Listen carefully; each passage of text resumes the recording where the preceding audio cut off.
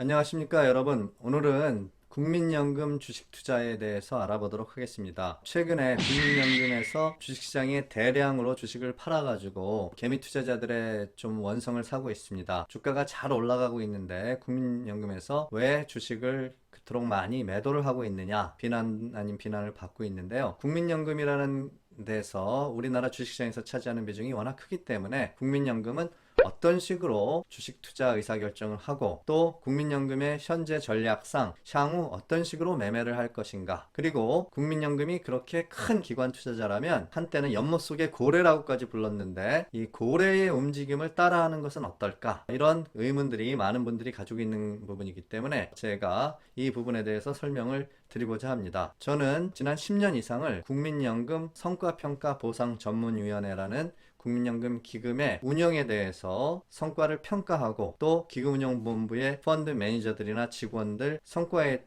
따른 보상을 얼마나 줘야 되는지 연말 성과급을 결정하는 성과평가보상위원회에서 활동을 해왔고요. 위원장도 역임을 했습니다. 그래서 누구보다도 현재도 성과평가보상전문위원회에 있기 때문에 국민연금 기금운용본부의 주식투자 전략에 대해서 잘 알고 그들의 성과에 대해서도 잘 알고 있기 때문에 누구보다 잘 내부 사정을 설명할 수 있을 것 같습니다. 먼저 국민연금 주식 투자에 대한 프로세스는 어떻게 이루어지나, 이를 이해하기 위해서는 다음 표를 보시는 게 좋을 것 같습니다. 이 표 중에 위에 부분, 국무회의라든지 대통령이라든지 이렇게 어마어마한 부분은 실질적으로 국민연금 주식 투자나 기금 운용에 있어서 별로 상관이 없는 부분이고요.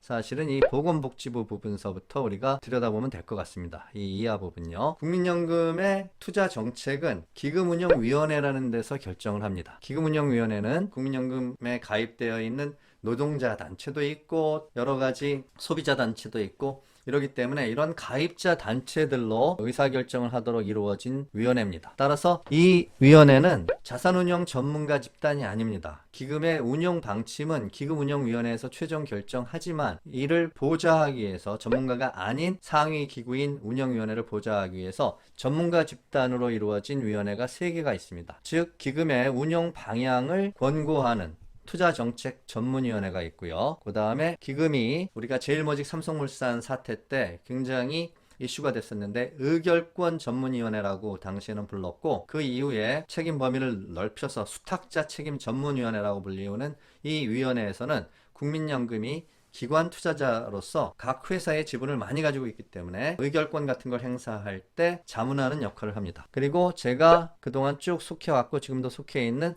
성과보상전문위원회는 최근에 1년 전에 위험관리라는 말을 덧붙여서 그전에는 국민연금 기금의 성과를 측정을 하고 성과급을 매기는 것을 주 업무로 하고 있었는데, 그와 더불어서 기금이 현재 리스크 관리를 잘하고 있는지 체크하는 업무까지를 추가로 하는 전문위원회입니다. 이 세 위원회에서 여러 가지 의견을 올리면 최종적인 결정은 기금운용위원회에서 하지만 사실은 전문가 집단의 의견이 거의 다 통과되기 때문에 이 세 위원회가 굉장히 중요한 역할을 한다라고 보시면 되겠고요. 중간에 세 위원회의 의견을 한번 거르는 것이 이제 실무평가위원회고요. 그렇게 결정된 기금운용 정책에 따라서 기금운용본부는 기금을 운영하게 되고, 기금운용본부는 전문가 집단입니다. 여의도 증권회사 출신, 자산운용사 펀드 매니저 출신들이 많이 채용이 돼서 기금운용본부에서 일하면서 하나의 자산운용사처럼 대형 기관 투자자로서의 역할을 하고 있죠. 따라서 이제 국민연금 주식투자 의사결정은 기금운용위원회의 정책에 따라 이루어지는데, 이 정책에 따라서 국민연금은 향후 어떤 식으로 매매를 할지를 우리가 알 수가 있는데요. 현재 기금운용 정책은 이렇습니다. 현재 현황으로 따지면 국민연금은 지금 채권의 45%를 투자하고 있고요. 국내외 채권을 다 포함한 겁니다. 주식의 40% 정도를 투자하고 있고, 대체 투자, 부동산 같은 데도 투자를 하죠. 우리가 인프라스트럭처, 고속도로 뭐 이런 데도 국민연금에서 투자를 할 수 있습니다. 주로 이런 대체 투자는 이제 사모펀드를 통해서 이루어지는데, 뭐 SOC 펀드라든지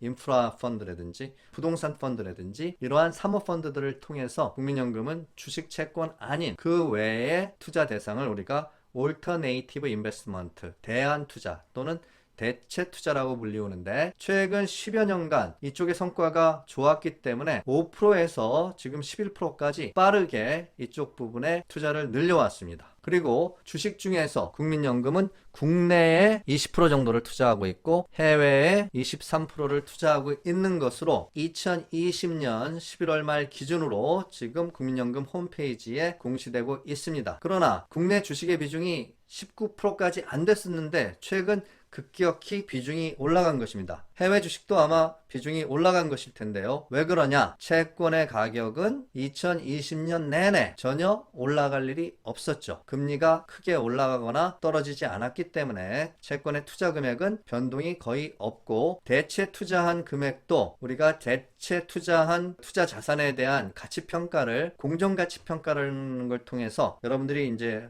부동산 같은 게 대체 투자에 많은데 예를 들면 공시지가라든지 뭐 그런 겁니다. 그런 걸 감정사들이 평가를 해서 대체 투자한 자산의 가치를 평가를 하는데 이건 역시 자주 변동되는 것이 아니죠. 그런데 전 세계적인 주식시장 화랑에 따라서 2020년 내내 국내 주식은 한 70% 정도 주가가 상승을 연초 대비해 했는데요. 결국은 국내 주식의 투자 금액이 급격하게 올라갔죠. 해외 주식도 미국에 투자하는 비중이 해외 주식의 절반 정도이기 때문에 이 역시 미국의 S&P, 나스닥 상승에 따라서 해외 투자에 현재 평가되는 금액 자체가 엄청 올라가서 이 비중들이 높아졌습니다. 그런데 국민연금의 중장기 자산 배분 계획에 따르면 2025년까지 국민연금이 목표하고 있는 목표 포트폴리오는 주식의 비중을 지금보다 올리는 방향으로 분명히 가고 있습니다. 왜냐하면 아주 예전에는 국민연금이 채권을 위주로 운영을 했는데 우리나라가 고령화되면서 국민연금 수령할 사람은 많아지고 젊은 층에 내야 되는 사람의 숫자는 점점 줄어들기 때문에 국민연금도 수익을 많이 올려야 되고 중장기적으로 채권보다 주식이 수익을 많이 올리기 때문에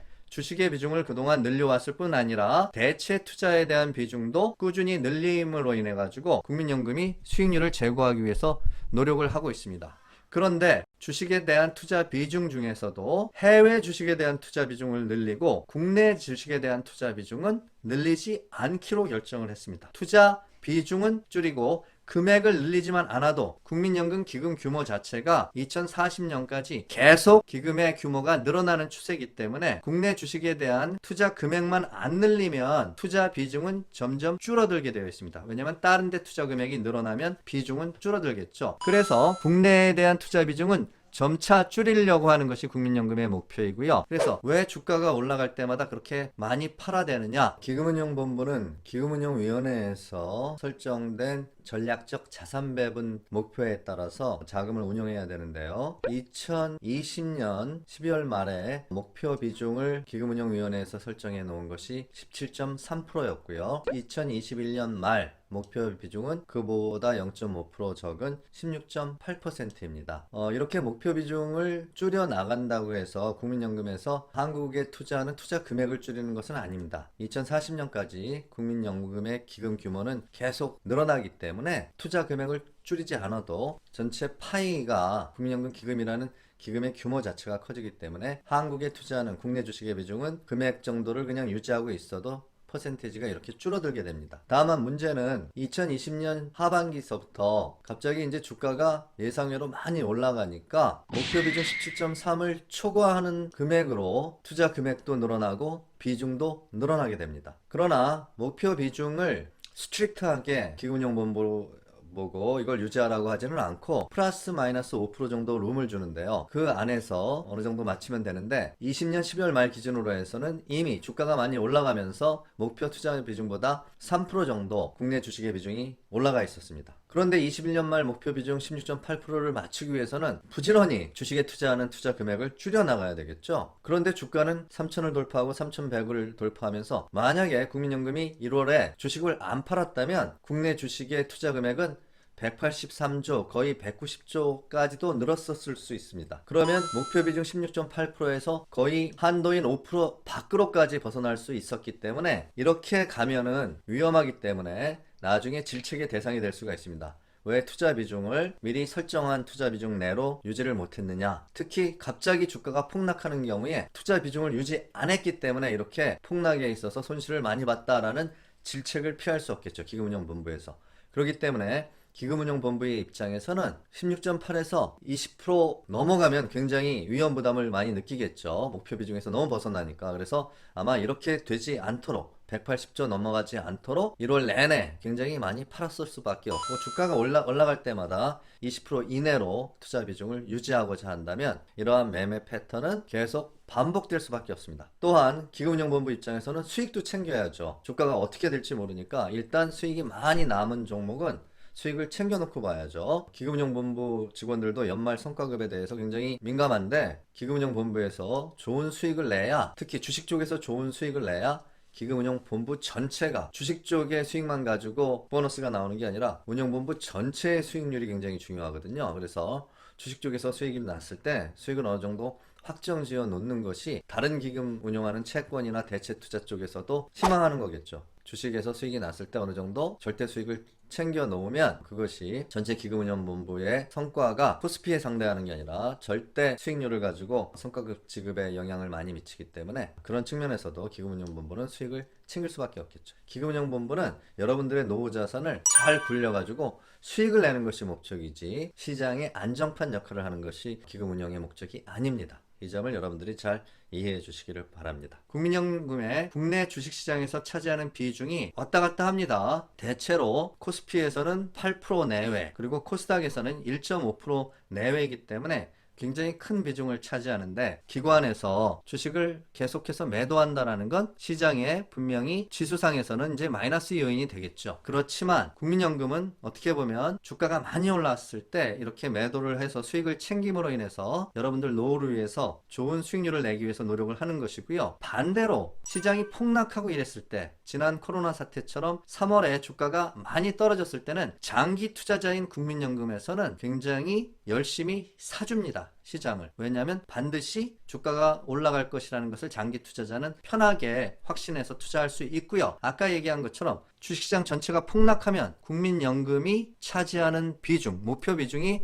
올 연말 16.8%라면 다른 건 다 괜찮은데, 부동산이라든지 대체 투자 괜찮고 채권의 가치는 괜찮은데 국내 주식만 폭락한다면 비중이 굉장히 작아지겠죠. 그러면 비중을 맞추기 위해서 그럴 때는 또 사줘야 되기 때문에 국민연금이 그 비중을 밸런스 있게 맞춰 나가는 것이 꼭 시장의 마이너스만은 아닙니다. 시장이 폭락했을 때는 사주는 플러스 역할도 하고 전체적으로 시장의 변동성을 줄여주고 완충해주는 역할을 한다라고 여러분들이 이해를 해주시면 되겠습니다. 마지막으로 국민연금이 이렇게 큰 기관 투자자라면 국민연금의 포트폴리오를 따라하면 어떨까? 저는 좋을 것 같습니다. 국민연금이 투자하고 있는 종목은 그러나 대체로 시가총액 순위에서 크게 벗어나지 않습니다. 특히 연금은 규모가 크기 때문에 소형 주식을 사기가 굉장히 부담스럽죠. 국민연금에서 1,000억을 투자를 하는데 삼성전자 같으면 아무 문제가 없지만 코스닥의 조그만 기업에 대해서 1,000억을 투자한다. 그러면 지분의 30%, 40%를 살 수도 있기 때문에 주가에 너무 큰 영향을 주죠. 그리고 주문 하나하나가 시세에 간섭하고 시세에 영향을 미치는 것이 너무 커서 그런 영향을 미칠까봐 작은 종목은 건드릴 수도 없지요. 그러다 보니까 이제 대형주 위주로 투자를 하게 되는데요. 국민연금에서는 투자하고 있는 종목에 대해서 연말 기준으로 공시하는 것은 6개월 지난 다음에 2019년 말 국민연금이 탑 10 투자 종목은 2020년 6월 이후에 공지를 합니다. 그 내용을 보시면 삼성전자, SK하이닉스, 네이버 이런 순으로 시가총액 순에서 크게 벗어나지 않습니다. 다만 시가총액 순으로는 삼성바이오가 사실은 4등이고 셀트리온이 7등인데 국민연금 탑 10 투자 종목에서는 이것이 들어와 있지 않죠. 여기서 우리가 짐작하는 것은 국민연금은 바이오를 좀 좋아하지 않는구나. 꼭 그런 것은 아닌데요. 제가 국민연금에 체크를 해보니까 삼성바이오가 적은 이유는 삼성바이오가 시가총액에 비해서 유동 주식수가 작아서 국민연금은 유동 주식수를 고려를 하면서 투자를 하기 때문에 벤치마크도 코스피가 아니라 코스피 200입니다. 코스피 200이라는 벤치마크는 유동성을 감안한 지수거든요. 그래서 삼성바이오는 코스피 200 기준으로 또 유동성을 기준으로는 탑 10에 원래 안 들어온답니다. 그렇기 때문에 삼성바이오는 유동성이 시가총액에 비해서 적어서 편입이 좀 적은 거고, 셀트리온은 탑 10은 아니지만 11위, 12위 이쪽으로 탑10에 가까운 비중을 들고 있다고 하니까 셀트리온은 국민연금이 많이 투자를 안 하는 게 아니라 삼성바이오는 유동성 때문에. 그러나 결과적으로는 하여간 바이오가 좀 적은 편이죠. 이러한 맥락은 국민연금의 주요 투자 종목을 코스닥에서 살펴보면 더 두드러진데, 코스닥 시총 순위는 셀트리온 헬스케어, HLB 같은 바이오 기업이 1, 2등을 차지하고 있는데요. 국민연금 투자 순위에서는 셀트리온 헬스는 7등에 가 있고 HLB는 아예 여기 있지도 않습니다. 그리고 지금은 주가가 굉장히 많이 떨어진 헬릭스미스도 2019년 말 기준으로는 시총에서 굉장히 높은 순위에 있었는데 국민연금은 편입하지 않고 있죠. 이 많은 금액을. 결국은 국민연금은 보다 펀더멘탈을 중시하는 투자를 하는 기관이기 때문에 바이오처럼 미래의 꿈을 안고 꿈을 바라보고 투자하는 그런 것은 좀 보수적으로 접근하고 있다는 것을 우리가 알 수 있기 때문에 여러분들이 국민연금 투자 종목을 따라하는 것은 보다 안정적이고 가치 투자에 가깝게 투자할 수 있는 방법이 아닐까라고 저는 생각이 됩니다. 그러면 국민연금이 투자하는 방법대로 투자하려면 어떻게 해야 되느냐? 국민연금이 보유하고 있는 모든 종목의 투자 금액이랑 각 기업에 대한 지분을 연말 단위로 6개월 지나고 난 다음에 2020년 연말 거는 2020년 6월이 지나고 나면 공지를 하겠죠. 우리가 가장 가까이 볼 수 있는 건 2019년 말인데 그때에 투자한 것을 보면 너무 옛날 게 아니냐, 여러분들이 그렇게 얘기하실 수가 있을 텐데 2019년 말 모든 종목에 대해서 투자를 한 거를 지분 공시를 하고 있는데요. 그 다음에 국민연금에서는 분기마다 엑셀 파일로서 지분이 1% 이상 변동된 종목에 대해서 이렇게 공시를 하고 있습니다. 따라서 여러분들이 2019년 말 전체 투자 금액을 내려받고 그 다음에 3개월이 지난 2020년 3월 그때 주식 대량 보유 내역을 엑셀 파일로 또 다운받으면 3개월 동안 국민연금이 투자 금액이 각 기업에 대해서 지분 변화가 1% 이상 있는 기업은 다 추적할 수 있겠죠. 그 다음에 2020년 6월 그리고 최근에는 2020년 12월 말까지 공지가 되어 있기 때문에 이 지분 변화를 보면서 국민연금이 투자 금액을 늘린 종목 또 지분을 줄인 종목을 체크해서 국민연금에서 지분을 늘린 종목을 여러분들이 타겟팅해서 같이 투자를 한다면 국민연금 포트폴리오를 따라다닐 수가 있습니다. 그래서 좀 장기 투자자라면 그리고 가치 투자를 원하는 분들이라면 국민연금의 주식 보유 내역을 쫓아서 포트폴리오 투자를 한다면 제가 볼 때는 괜찮은 성과를 중장기적으로 낼 수 있을 것이라고 생각합니다. 자, 오늘은 국민연금의 주식 투자 의사결정 프로세스 그리고 국민연금이 왜 이런 화랑장에서는 매도를 할 수밖에 없는지 그리고 국민연금 포트폴리오를 따라하기 위해선 어떻게 하면 되는지 설명드렸습니다. 국민연금 포트폴리오를 따라하는 데는 엑셀 파일을 내려받아서 막 비교하고 이러는 노력은 들어가야 되겠지만 또 그게 그렇게 어려운 일도 아니니까 정말 진지하게 투자를 중장기 가치 투자를 하실 분들은 꼭 참고를 해보시면 좋을 것 같습니다. 오늘 영상도 도움이 되기를 바랍니다. 감사합니다.